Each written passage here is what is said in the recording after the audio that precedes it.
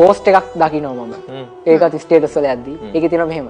අපිට ඕනේ උනේ හැරි හර්මානි ආදරය කරනවා දකින්න.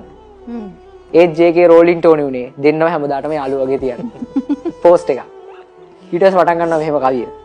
හිතාදර රෝලින් මැතිනිය කියනවාද මට හේතුව. හැරි සහ හර්මයිනි සදාකාලික මිතුරන් පමණක්ම කළ. නිතරම ළඟින් ගැවසුන බැරිම තැනකදී වුණත් නැවතුන අත් නොහැරේ අල්ලගත්ත් මිතු දමේ දැත් පමණද. දකින්න හැම කෙනෙකුම ප්‍රේමය කියා රැවටුන ඒ පෙමක් වේවායි පැතුම් හිත තුල ගැවසුන. හිතාදර රෝලින් මෙනවිය කියනවාද මට හේතුව. හැරි සහ හර්මයිනි සදාකාලික මිතුරන් පමණක්ම කළ. පොත් ටික කියවද්දි විතරක් නොව ෆිල්ම් ටික බලද්දී වුව මට අන්තිමට හිතුණ දේ නම් අපරාධේ ගැලපෙනම ජෝඩුව.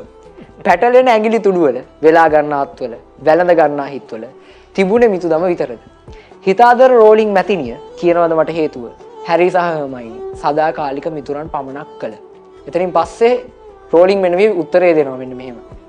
හිතාදර ප්‍රිය මිතුරනි ඔබ හැමට වැඩියෙන් දුකක් බොහෝ කල් සිට ඒ ගැන නොකී වටමට පැවතුනි. එහෙත් මා ප්‍රිය සබඳිනි නොනගනු මැනවි මැසිවිලි. හැරි සහ හර්මයිනිට වුණත් හොඳම දේ මිතු දම වුණි. දකින්න හැම කෙනෙකුම ප්‍රේමය කියා රැවටුන. ඒ පෙමක් වේවායි පැතුම් මුව ගැවසුන.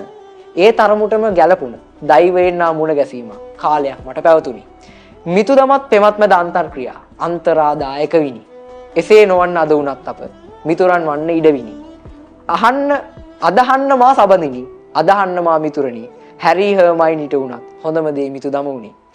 මිතු ආදරයටත් වැඩි බැඳීමක් මිතුරුකම වෙන්න බැරිද? මිතුරුකම කියලා පිටට පෙනුනේ ආදරේ වෙන්න බැරිද?